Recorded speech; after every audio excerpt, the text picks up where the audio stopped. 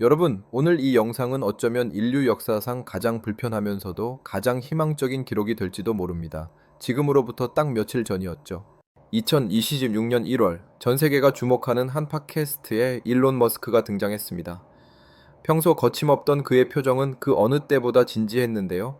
그는 단 한 문장으로 전 세계 경제학자들을 얼어붙게 만들었습니다. 이제 인간의 노동은 선택이 아니라 취미가 될 것이며 우리가 알던 돈의 개념은 오늘부로 사망했다라고 말이죠.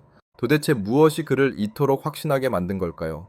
머스크는 2026년 올해가 인류가 AGI, 즉 범용 인공지능이라는 신의 도구를 완전히 손에 넣은 원년이 될 것이라고 선포했습니다. 이건 단순히 챗GPT 같은 챗봇이 똑똑해지는 수준이 아니에요.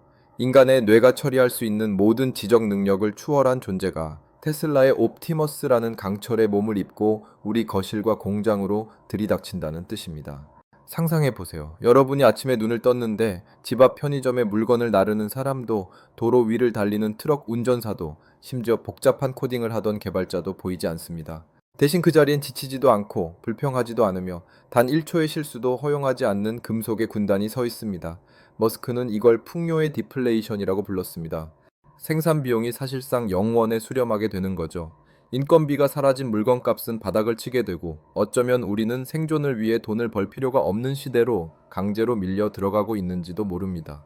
하지만 여기서 소름 돋는 질문 하나를 던져봐야 합니다. 노동이 사라진 세상에서 내 지갑에 든 돈의 가치가 0이 된다면 우리는 무엇으로 우리의 존재를 증명해야 할까요? 머스크는 말합니다. 지능의 희소성이 사라지는 순간 인간은 단 한 번도 겪어보지 못한 거대한 공허와 마주하게 될 것이라고요. 그런데 말이죠. 더 충격적인 사실은 이 로봇들이 단순히 물건만 만드는 게 아니라는 겁니다.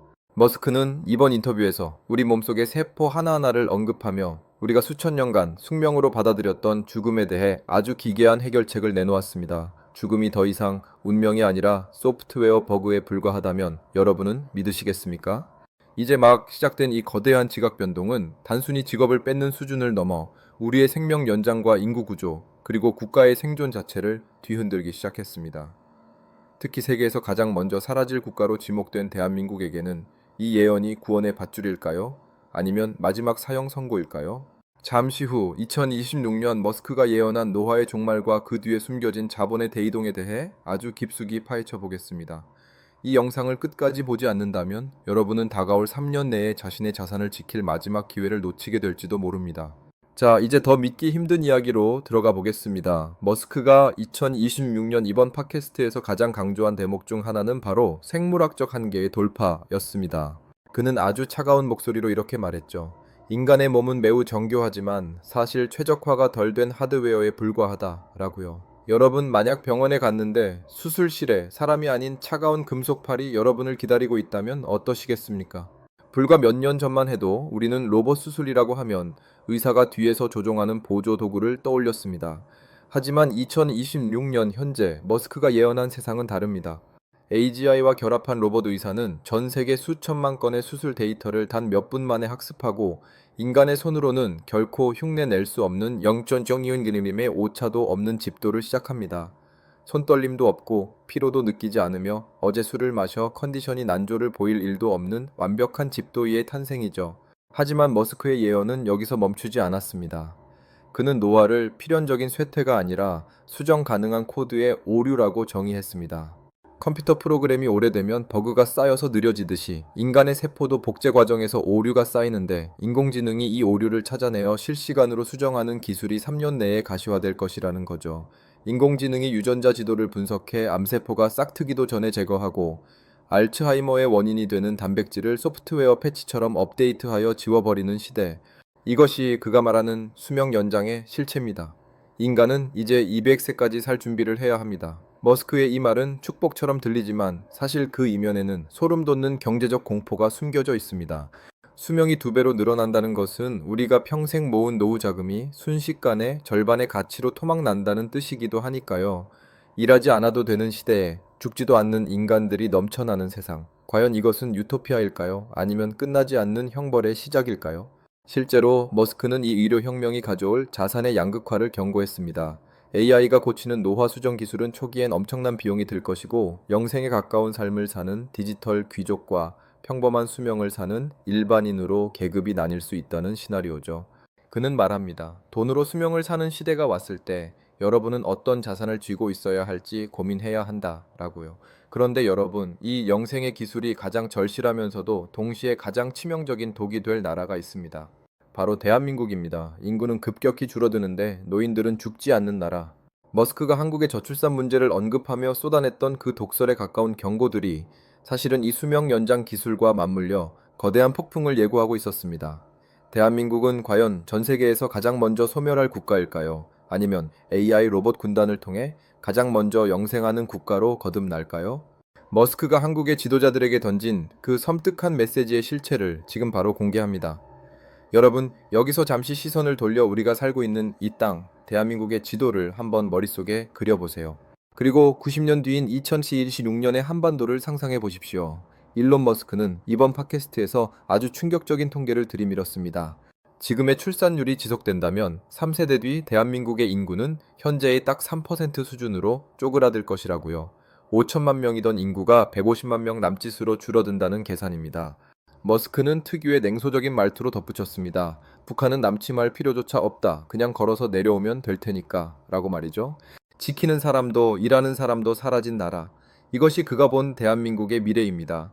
그는 특히 한국의 성인용 기저귀 판매량이 영유아용을 추월한 시점을 거론하며 이미 이 나라는 돌이킬 수 없는 인구 절벽의 계곡 아래로 추락했다고 분석했습니다. 하지만 머스크는 절망만을 이야기하지 않았습니다. 오히려 그는 한국이 전 세계에서 가장 먼저 인류 이후의 문명을 테스트하는 실험실이 될 것이라고 예언했습니다. 노동력이 사라진 자리를 로봇과 AI가 완벽히 메우는 인류 역사상 유례없는 무인 국가의 모델을 한국이 제시해야만 생존할 수 있다는 겁니다. 실제로 머스크는 한국인들을 향해 아주 묘한 찬사를 보냈습니다. 한국인들은 새로운 기술을 받아들이는 데 있어 전 세계에서 가장 빠르고 대담하다고요. 그래서 그는 한국이 저출산이라는 거대한 재앙을 해결하기 위해 전 국민 로봇 1인 1대 보급 같은 파격적인 정책을 가장 먼저 도입할 나라가 될 것이라고 내다봤습니다. 인간이 아이를 낳지 않는다면 그 빈자리를 강철의 노동자인 테슬라 옵티머스가 채워 국가의 생산성을 유지해야 한다는 논리죠. 머스크는 경고합니다.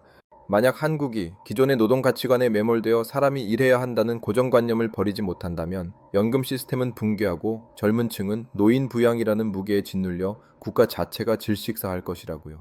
반면 AI와 로봇을 생존의 필수 조건으로 받아들이고 인구 감소를 오히려 초고 효율 자동화 사회로 가는 발판으로 삼는다면 한국은 인류의 마지막 산소 호흡기를 쥔 로봇 제국으로 부활할 수 있다고 말입니다. 자, 그런데 여기서 우리는 더 본질적인 문제에 부딪히게 됩니다.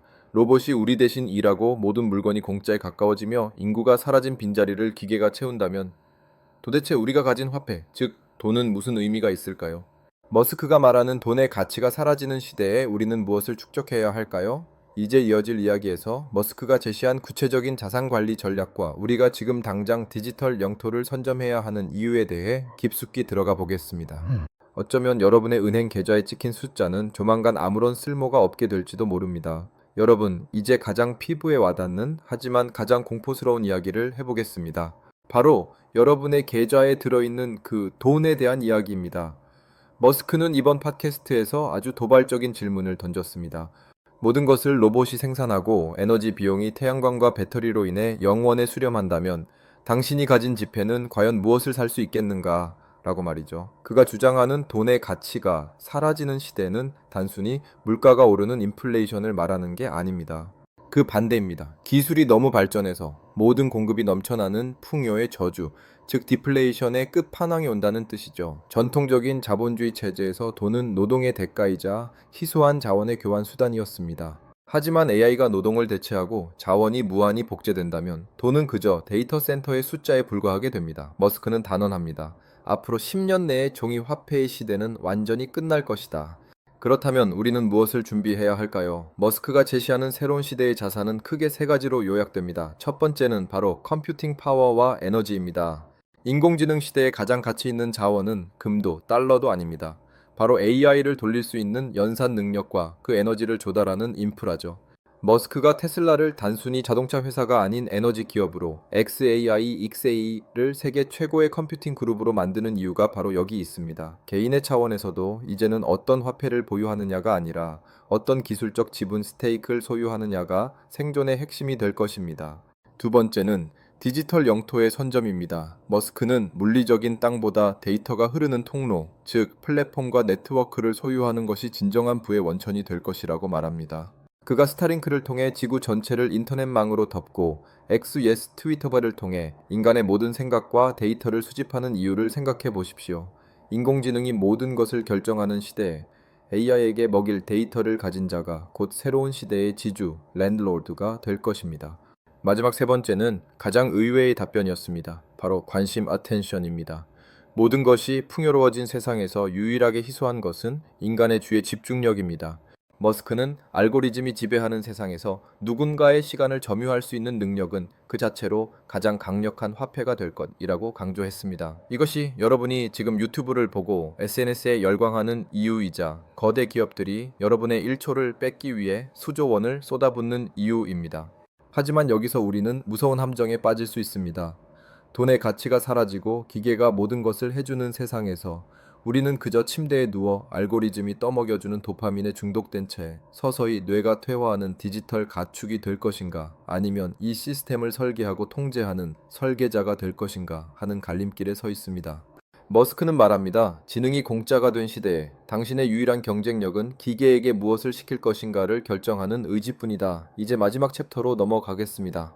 모든 지능적 노동이 대체되고 돈의 개념조차 희박해진 2026년 이후의 세계. 그곳에서 인간으로 남기 위해 우리가 가져야 할 마지막 무기, 그리고 머스크가 우리에게 남긴 최후의 조언은 무엇일까요?